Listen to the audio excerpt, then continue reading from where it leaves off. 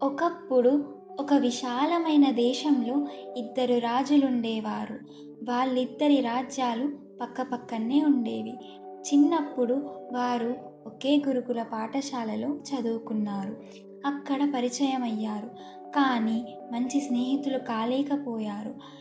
చిన్నతనంలోనే అఘోరుడు లోభంతో నిండిపోయాడు.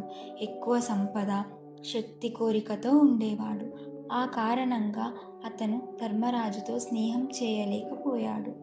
మొదటి రాజు అఘోరుడు చాలా సంపన్నుడయ్యాడు. బంగారం, వజ్రాలు, పెద్ద రాజభవనాలు అన్నీ అతనివి. కానీ అతని మనసు ఎప్పుడూ లోభంతో నిండిపోయి ఉండేది. ప్రజలు ఆకలితో ఉన్నా, బాధపడుతున్నా అతను పట్టించుకోడు.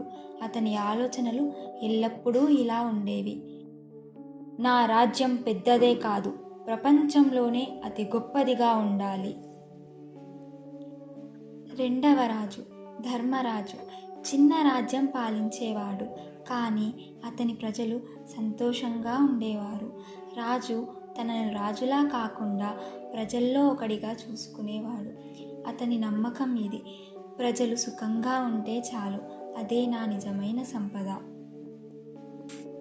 ఒకరోజు అఘోరుడు అడవిలో వేటకు వెళ్ళి దారి తప్పాడు.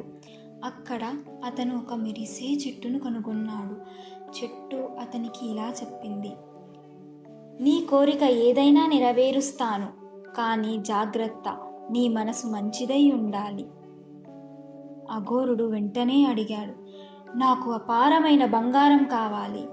అదే సమయంలో బంగారం వర్షంలా కురవటం మొదలయ్యింది.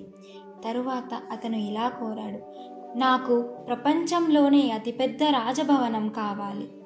చెట్టు అతనికి అద్భుతమైన రాజభవనం చూపించింది. కానీ అతనికి ఇంకా తృప్తి రాలేదు. నన్ను అందరికంటే శక్తివంతుడిగా చేయి, చెట్టు గంభీరంగా చెప్పింది. నీ లోభానికి అంతం లేదు, నీ లోభమే నిన్ను నాశనం చేస్తుంది.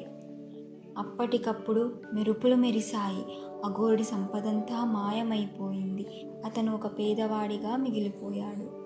అదే సమయంలో ధర్మరాజు తన రాజ్యంలో ప్రజల సమస్యలు తెలుసుకొని, చిన్నప్పటి పరిచయాన్ని గుర్తు చేసుకొని అఘోరుడిని కలవడానికి వచ్చాడు. అఘోరుడి దుస్థితిని చూసి ఎగతాళి చేయకుండా ఆహారం మరియు ఆశ్రయం అందించాడు. అఘోరుడు నిజాన్ని అర్థం చేసుకున్నాడు. నేను లోభంతో అన్నీ కోల్పోయాను. ఈ రాజు తక్కువ సంపదతో కూడా సంతోషంగా ఉన్నాడు.